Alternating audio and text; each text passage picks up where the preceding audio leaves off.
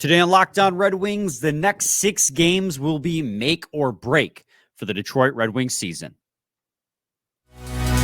You're Locked On Red Wings, your daily podcast on the Detroit Red Wings. Part of the Locked On Podcast Network, your team every day.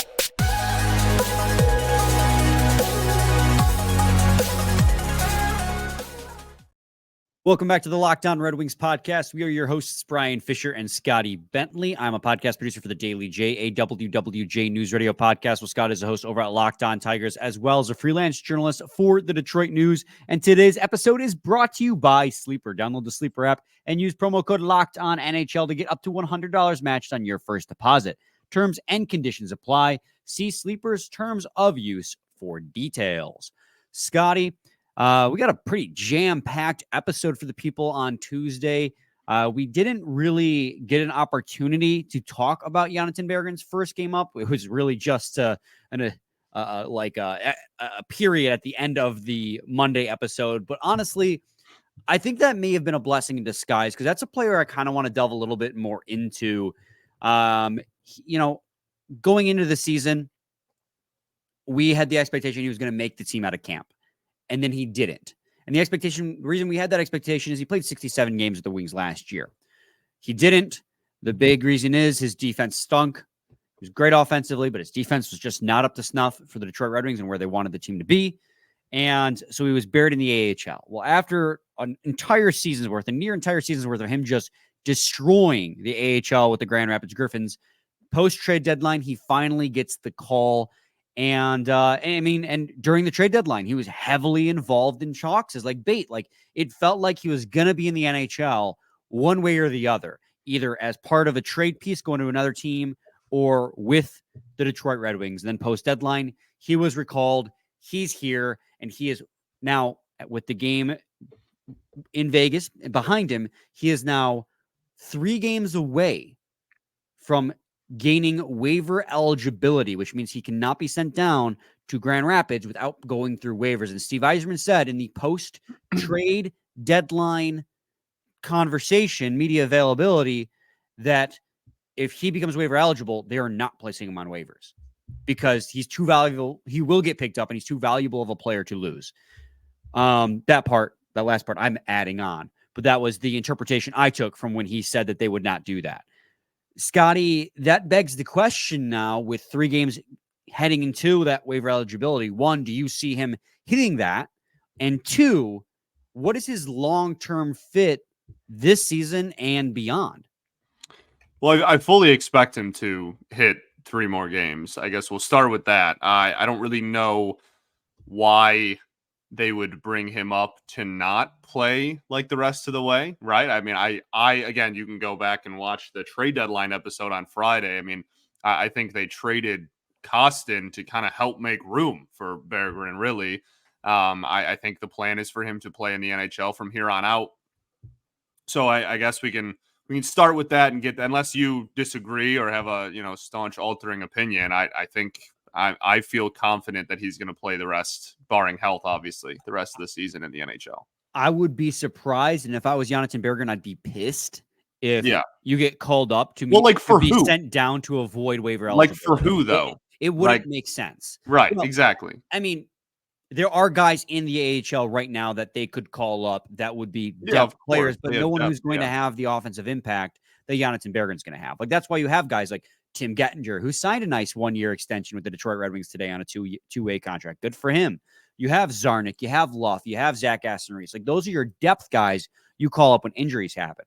But if you're actually trying to make an impactful addition to your forward core, somebody who's going to actually help contribute on the ice, you want to give somebody like Jonatan Berggren the shot. And I think at this point, it'd be almost a slap in the face to like play him the 3 games and then send him back down so he doesn't get that waiver eligibility. It would almost seem rude. Not that it couldn't happen, but it would anything's possible, I guess. It just, my question just continues to be for who? Like if they were to do that, like what, like who you're going to replace Berggren with Luff? Like that's my dog, right? We love ourselves some Matt Luff, but like I don't know. I don't see anybody that they would replace him with that would make sense to justify the like jumping through the hoops to keep him down there. Like So yeah, I fully expect him to be on the roster. Long-term fit is definitely the question here. I think for this season, he's a bottom 6 forward on this team. If he really catches fire, then maybe they, mess around and put him.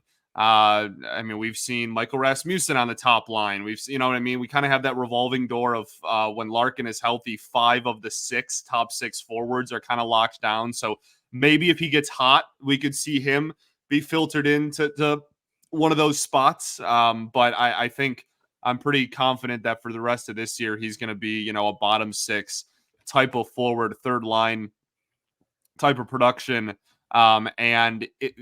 Depth scoring has been the reason that this team has been successful, right? I mean, maybe saying it's the sole reason is too dramatic, but it's certainly one of the right. Yeah, it's certainly one of the biggest, if it's not the biggest, because you don't have that high end, guy who's going to end the season with 40, 45 goals. So you've been one of the best goal scoring teams in the entire NHL just through your depth. You have so many dudes in double figures and whatnot. So if he can just be a part of that and provide really good depth scoring, then it'll be worth it. I think the biggest question is beyond this year, what do we really see out of him? And I think the team's going to want to see defensive strides continue to be taken. But at the end of the day, if he's consistently providing offense, that's going to earn him a spot somewhere, whether it's, on this NHL team or another one. Well, so yeah, I agree with pretty much everything you said. I actually think that they're going to continue to give him shots at the second line, though, because that's something we've talked about, right? Like this team has lacked a true second line winger. They have one in Lucas Raymond or DeBrincat or whoever. There's a rotation of 3 guys who can play top 6. They're lacking that fourth winger, and you saw him play top 6 minutes with Raymond, and Veleno was their center, I believe, in the game against Vegas, and he got power play time replacing Daniel Sprong. So I think this season they're going to continue to try him out in that top 6 role because he's got the speed. That's something this team lacks. He's got hockey IQ, and he can create offense. The defensive side of the puck, like, okay, you take him off the second line because he's a defensive black hole. Who you're going to replace him with? Sprong, Fabry, and Perron are all defensive black holes. Michael Rasmussen is very solid defensively, but he lacks offensive capability in generating in a top 6 role. So I would think that at least for this season, I don't know about long-term in his career, but at least this season, I wouldn't be surprised if they continue to try him out in that second line and see if he can't just build on his NHL level confidence, build on the NHL level chemistry, and hopefully Derek Lund can hammer home a little bit of defensive responsibility because we've seen it in Grand Rapids, right? We've seen him make defensive efforts and big defensive plays, but those were kind of the outlier in his game. Like the effort is there. Like he can make those plays. He can play a 200-foot game. It's just whether or not he chooses to is the option. And that's the problem with so many of the players on this team is the clashing of the system we want to run versus the players and the history they have in the NHL. But I mean, Jonatan Berggren, at least for this season, I'd love to see him continue to get a shot at the top 6 because Fabry, Sprong, we got to have a conversation about the fourth line at some point because we cannot continue to have Fabry and Sprong on the same line because they're 2 similar types of players to be playing in that role. But I think that Berggren is a good fit on that second line. Now, long-term across his career, I think I might agree with you. I think he might end up being I think he might be a better version of Robbie Fabry or Daniel Sprong. It's not a 1-for-1 comparison because no one has a shot quite like Daniel Sprong and where he's at, but like it, pure offensive driver on the bottom 6 who doesn't play a lot of defense because he's not done developing, but he's older than Lucas Raymond, Moritz Seider. Like, let's not forget that. I believe he was the 2nd-round pick from 2018. He's a Ken Holland draft pick. So like in terms of development, you wonder how much is left to go. Not that he can't take another step and take another corner at this point in his career, but like at this point, you kind of have like 85% of the player he's going to be. Like he's pretty solidly built in this position. So long-term, he would be a third line just killer. He'd be killer on the third line and then a power play specialist type of guy. But I think this season he's going to get waiver eligible. So he's not going to get sent back down. He's going to be on this team for the season, for the rest of the season, as this team tries to right the ship and make that push for the playoffs accurate. And, yeah, I think that's just the period on it. Now, we could be completely wrong. They could play him 3 games and then send him back down, which I think would be a slap to the face of the player who's already, rumors have it, speculation has it. There's not like much truth to this because we haven't heard it outright, and you never will. But rumors have he's getting a little disgruntled playing in the AHL, a la Thomas Tatar, like a decade ago. So I don't know if you can just keep jerking a player around like that. So yeah, no, it's a fine line. You have to walk there. But again, I really can't. From where I stand right now on March 11th, March 12th, I can't really see them. I don't know who you would replace him with and why you would just hold on to waiver eligibility if you're never going to put him in the NHL anyway. Like that kind of defeats the whole, like that's pointless. But yeah, I think, like I said, I think we kind of retreaded some points, like the that being one forward down in that top six definitely opens the door for him to get some opportunity there for sure. And I think he'll get ample opportunity. We got to take a quick break. When we return, we're going to transition into how the next 6 games, which hopefully Jonatan Berggren will be a part of, are make or break for the Red Wings season. So stay tuned to that. Segment 2 of Locked On Red Wings. We are almost done with the NHL season, Scotty. We're 60-plus games in, less than 20 remaining. And regardless of where the Red Wings are at in the current standings, which I'll update you in segment 2 and segment 3, I want to remind you that you could win big by playing daily fantasy hockey on Sleeper, the official daily fantasy app of the Locked On NHL Network. Sleeper is the number one choice for daily fantasy sports and especially daily fantasy hockey. Because with Sleeper, you can win 100 times your cash in daily fantasy hockey contests. All you have to do is pick weather studs like Jonatan Berggren, Alex DeBrincat, if he ever hits the net again, Patrick Kane, Dylan Larkin, so on and so forth. We'll record more or less than their sleeper projections for things like goals, assists, saves, plus, minus, and more in a given game. To win 100 times bet on Sleeper, you need to correctly predict the outcome of 8 player stats. You heard me, Red Wings fans. You can win 100 times your money playing daily fantasy hockey with Sleeper. So start paying attention and nail your picks so you can start winning big. Use promo code LOCKDOWNNHL and you'll get up to $100 match on your first deposit. Terms and conditions apply. That's code LOCKEDONNHL. See Sleeper's terms of use for details and locational availability. Segment 2, Locked On Red Wings podcast. Scotty and I are going to transition a little bit now and talking about the next 6 games for the Detroit Red Wings and how they could, it's do or die for them. Red Wings saw a 6-point lead in the wild card. They were at one point the first wild card team with a 6-point lead on the first team on the outside looking in. Now, after a New York Islanders win on Sunday night, are the team on the outside looking in, trailing or tied for points as of recording this to the New York Islanders. Islanders play again Monday. So by the time you're recording this, you'll know if the Islanders are 2 points up as they face the Kings. Islanders in the second half of a back-to-back. The Red Wings, for all of the negativity surrounding this 5-game losing streak and the 5 straight games allowing 4+ goals and the offense just falling off a cliff, including 2 hat-tricks against and 2 shutouts, they have an opportunity to right the ship. The strength of schedule for the games coming up has significantly lessened. None of these are guarantees, especially with how this team is playing right now. So I want to preface it with that, Scotty. But the strength of schedule offers the Red Wings an opportunity to get right back into the mix with the Detroit, with the standings, with the wild card, because they play tonight, as of listening to this, in Buffalo. Then they come home to face the Coyotes. Then they face the Buffalo Sabres again at home, go to Pittsburgh, who has waved the white flag on their season essentially by selling at the deadline and then getting killed at home by the Edmonton Oilers, facing the Blue Jackets at home, and then capping off the 6-game stretch with a vital game against the New York Islanders at LCA. Vital. I wanted to emphasize vital because it is vital. Yes. I agree. And then the thing is, you can even go next 8, right? The 2 games after the Islanders are Preds and Capitals. Capitals are soaring right now, though. Say it again? Predators are soaring right now, though. Yeah, absolutely. And then, like, the Capitals, I don't think anyone really expects them to make a run, but they're technically, like, if you were to make it in the hunt graphic, right, for the wild card, like, they would be in that conversation as well. So, yeah, man, the next 5 is really... And the reason that we're talking 6 is because that 6th game from now is obviously the Islanders, as you said. But these next 5 are really tough to say. Too many games are winnable given how the team has been playing lately. But It is probably, I would say, definitely your easiest 5-game stretch remaining on the season. I mean, after that, your April is almost entirely interdivision with a few exceptions.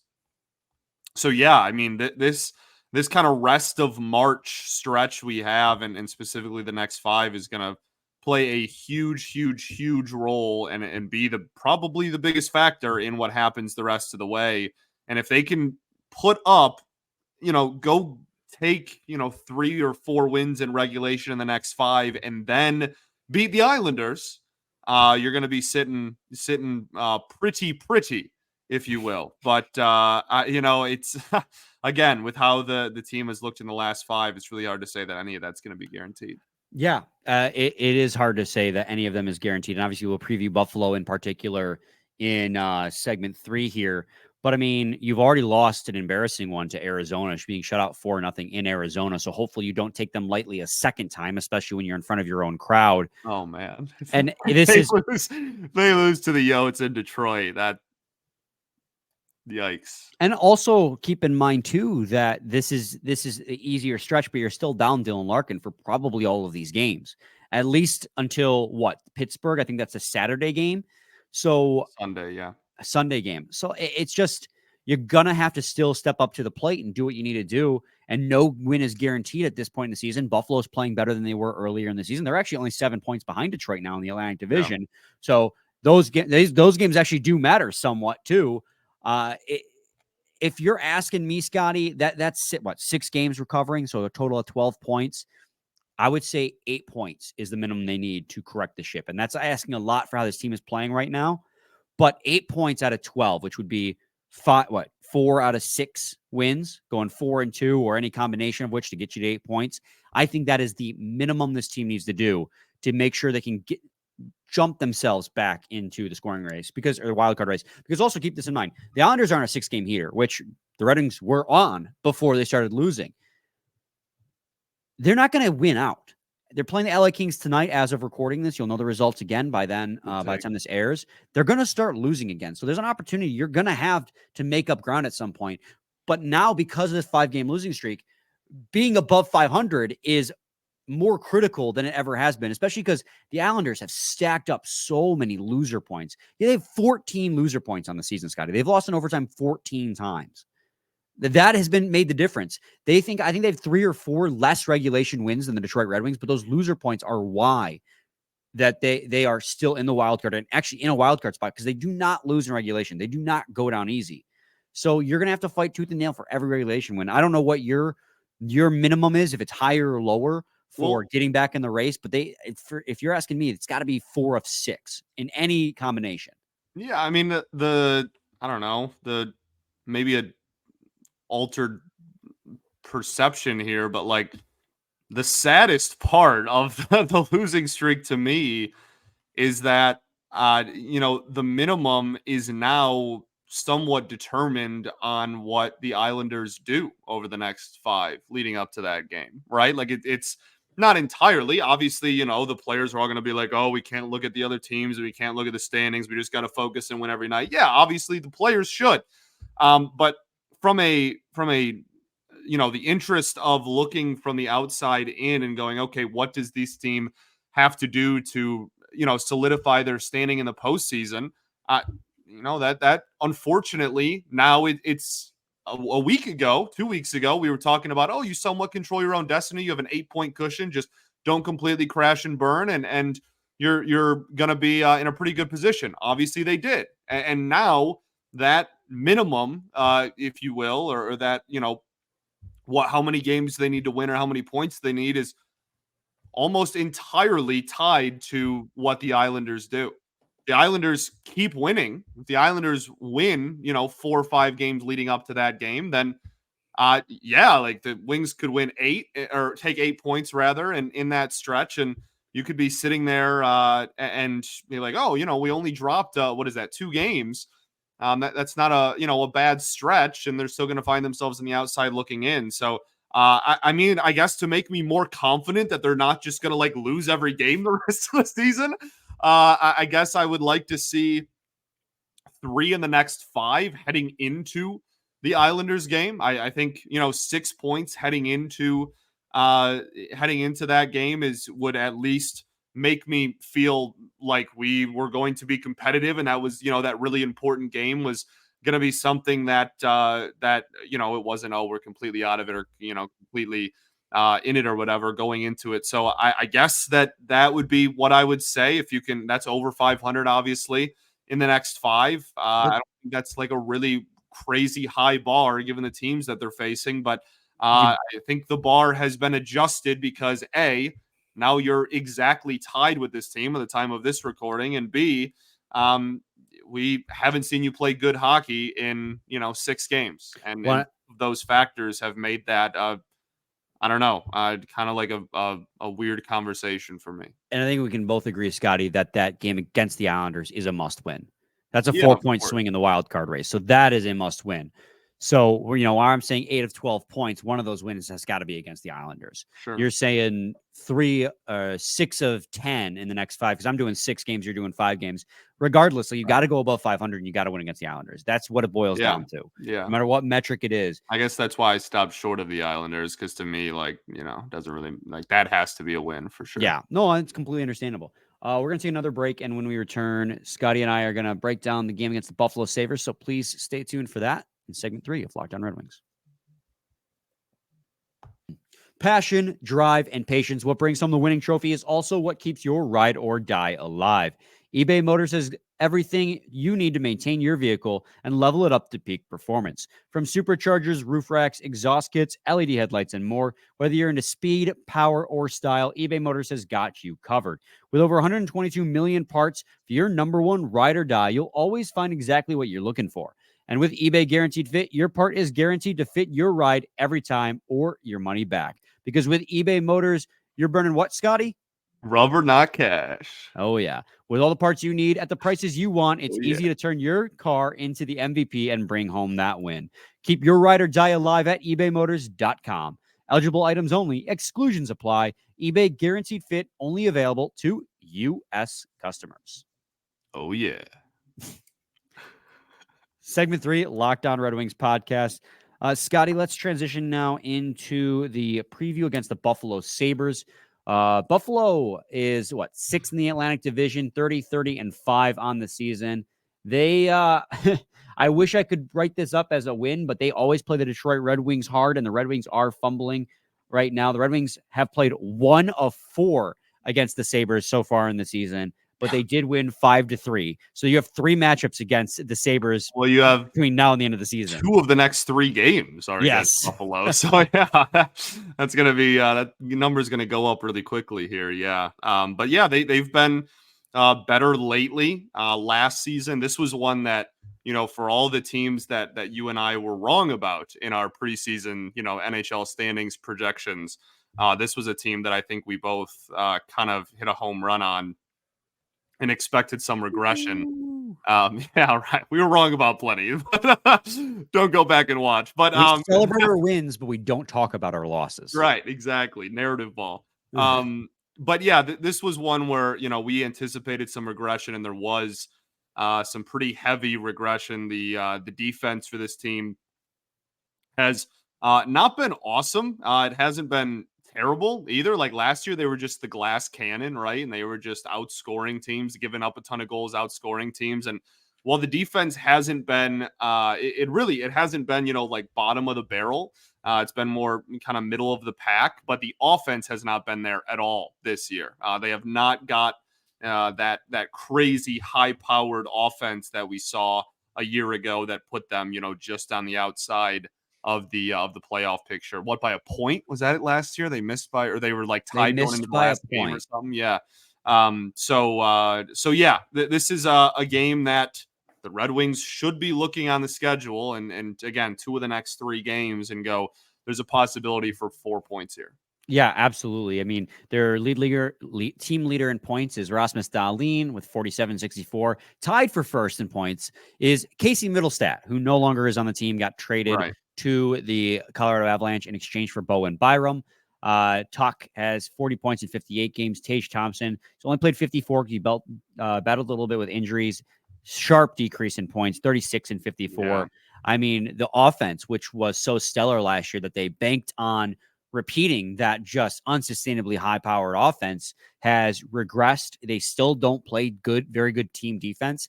What's actually been bailing them out and keeping them like from the bottom of the barrels this year, they've actually gotten good goaltending. And that was another issue they had last year, that we're not getting good goaltending. Ukko-Pekka Luukkonen has a .915 save percentage in 40 games played. He's been very good. They still shoot the puck a lot. I believe their Corsi for percentage is top 15 in the league. But they're overall a team that has absolutely slid. Yeah, they're 12th in the league in Corsi for percentage. So shot attempt share at 5-on-5. They've just regressed like we predicted. And so this is a team that the Red Wings should beat even without Dylan Larkin. But we are definitely not going to be overly confident or overly cocky given how the last 5 games have gone, especially with that shutout against Arizona. But I have to believe the Red Wings will also not take it too lightly. I mean, after the game against Arizona, they came out of the gate. They were playing really well until Reimer gave up that really crappy goal and the tables flipped. So they competed really hard against Vegas. And I would hope that against a team like Buffalo, who sold off their captain and one of their best upcoming centers, that they would be a team that you could easily beat even without your captain, because you still have enough playmakers and depth scoring that you can make it work. But what they need that they haven't gotten at all in recent memory is good goaltending. I mean, Lyon has been regressing over the last few games. Reimer was brutal against the Vegas Golden Knights. You're going to need one of those two goalies. I'm assuming it's going to be back to Alex Lyon to show you what they're made of. That show you what he was made of in January or February, because let's face it, Scotty, the team plays better when Lyon's good. When Lyon looks like he's confident, the Red Wings look like they're confident. So they need Alex Lyon to play some good hockey and it's I understand it's an unreasonable ask. I mean, the guy's been standing on his head for 2 straight months for the Detroit Red Wings. So to ask him to do that again is unfair, but with how this team is built, if they want to succeed, they're going to need really great goaltending from Alex Lyon. So that's where the team, where the preview is at. I think the only other thing to say is Michael Rasmussen skated. They did practice in Vegas on Monday before flying to Buffalo, and he skated. He was part of practice. So that ugly shot off the wrist or the hand seems to be something he can play through. Yeah, we hope so. We hope so. If I'll tell you what, if he isn't gonna play if he were to miss time, that would all but seal the fate of Berger staying on the team. I think that would be a slam dunk. Even again, we already do think so, but that would certainly solidify that even more. But yeah, man, I mean, this is like Yzerman has been talking about how the defense needs to be better. That's very clear. The goaltending needs to be better. We talked about, during the crazy January, how Alex Lyon was, the biggest reason for that run, and he had been playing so well, and the defense was pushing a lot of shots to the outside and whatnot, and we're not getting much of anything in either of those departments. And yeah, man, again, righting the ship is really just kind of what we need to see, please, for the love of everything. Right. Let's break the losing streak, get back in the win column. So at the very worst, you're trailing the Islanders by 2 points, assuming they win on Monday night, which God hope the Kings can beat the Islanders when they're on the second half of a back-to-back. But we shall see. We have seen what it looks like when a team's winning, that sometimes they look like they're unbeatable until they are. So, Scotty, any final thoughts? I don't think so. We ball. We do ball. We'll be back with a new episode tomorrow, recapping the game against the Buffalo Sabres. Islanders on the mind.